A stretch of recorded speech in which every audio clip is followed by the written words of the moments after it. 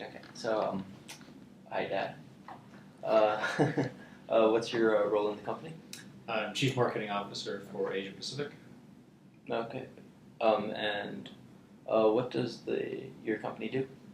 We provide data centers around the world. So our data centers are really the engines behind much of the internet, the cloud, companies like Amazon and Google, Facebook, and a lot of global banks.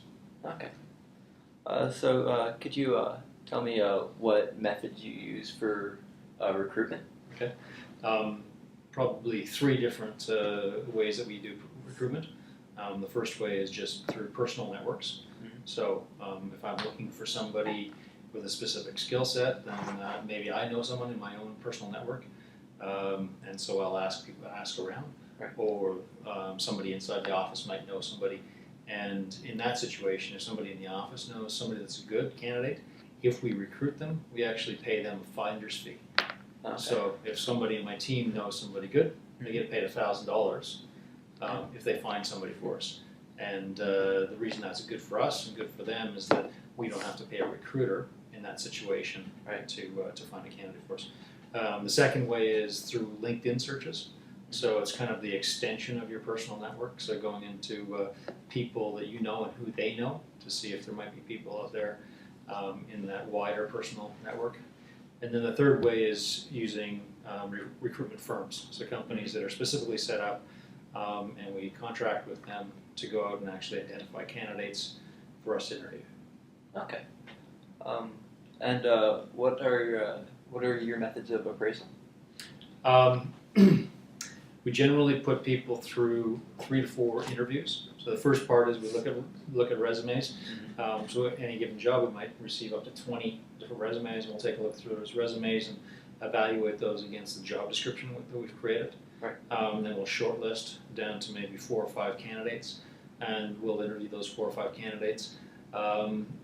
The hiring manager usually is the person that interviews them first, or potentially the head of HR. We will then shortlist down further, and when we have maybe the top 2 candidates, then we'll have a wider selection of individuals inside the organization, interview them for cultural fit, cultural being the culture of our organization, right. Job fit, and experience. Okay, and so what are your methods of training? To be honest, Equinix is a little bit underdeveloped in the area of training. We're still a fairly entrepreneurial company in the early stage of really high growth. So people get kind of half-day induction into who the company is and how to use the systems and HR processes, etc. And then after that, primarily training is on the job. So it's not a very robust training program within our organization today. Okay, and so why does the company use these specific methods? From a recruitment perspective, first. Yep. As I said, there's three different ways that we try and recruit people. It is in Asia Pacific today very much a candidates market. There's a shortage of strong candidates in our business area, and so we try and use every method possible to try and find where there are good candidates. Right.